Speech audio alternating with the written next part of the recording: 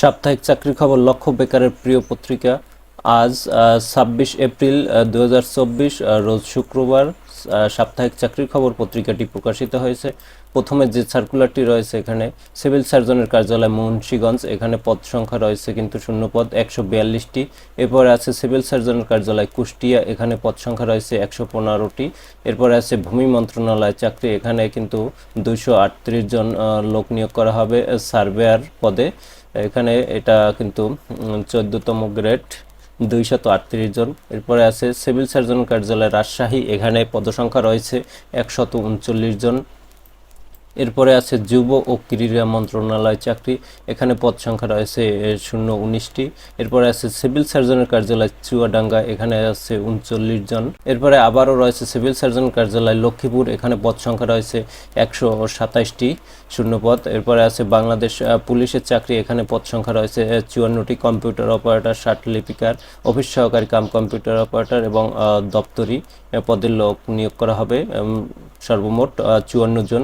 এরপর আছে রাঙ্গামাটি পার্বত্য জেলা পরিষদের চাকরি, এখানে পদ সংখ্যা রয়েছে 26টি শূন্যপদ। উপজেলা নির্বাহী অফিসারের কার্যালয় ভোলা, এখানে পদ সংখ্যা রয়েছে 18টি শূন্যপদ। এরপরে আছে ঢাকা বিআরটিএ তে চাকরি, এরপরে আছে জেলা প্রশাসকের কার্যালয় ভোলায় চাকরি, পদ সংখ্যা রয়েছে 13টি শূন্যপদ। বাংলাদেশ ক্রীড়া শিক্ষা প্রতিষ্ঠানের চাকরি, এখানে পদ সংখ্যা রয়েছে 4টি শূন্যপদ। বেগম রোকেয়া বিশ্ববিদ্যালয় রংপুর, এখানে পদ সংখ্যা রয়েছে 6টি। পরে চলে আসলাম শেষের পাতায়, এখানে যে সার্কুলারগুলো রয়েছে তার আগে বলে নিচ্ছি, যারা আমার এই ভিডিওটি প্রথম দেখছেন তারা অবশ্যই দয়া করে চ্যানেলটি সাবস্ক্রাইব করে দেবেন এবং প্রতি সপ্তাহের চাকরির খবর পত্রিকা কিন্তু সবার আগে আমার এই চ্যানেলেই পাবেন। জাহাঙ্গীরনগর বিশ্ববিদ্যালয়ের চাকরি, এখানে পদ সংখ্যা রয়েছে 14 জনের। জাহাঙ্গীরনগর বিশ্ববিদ্যালয়ে শূন্যপদ রয়েছে 14টি। খুলনা প্রকৌশল ও প্রযুক্তি বিশ্ববিদ্যালয়, এখানে পদ সংখ্যা রয়েছে 64 জন। এরপর আছে গ্রামীণ ব্যাংকের চাকরি, এরপর আছে সরকারি কর্ম কমিশন সচিবালয়ের চাকরি, এখানে পদ সংখ্যা রয়েছে 32টি। সংশোধিত বিজ্ঞপ্তি। জনসংখ্যা গবেষণা প্রশিক্ষণ ইনস্টিটিউট, এখানে কিছু সংখ্যক লোক নিয়োগ করা হবে। আর্মি মেডিকেল কলেজ চট্টগ্রামের চাকরি, এখানে পদ সংখ্যা রয়েছে 2টি।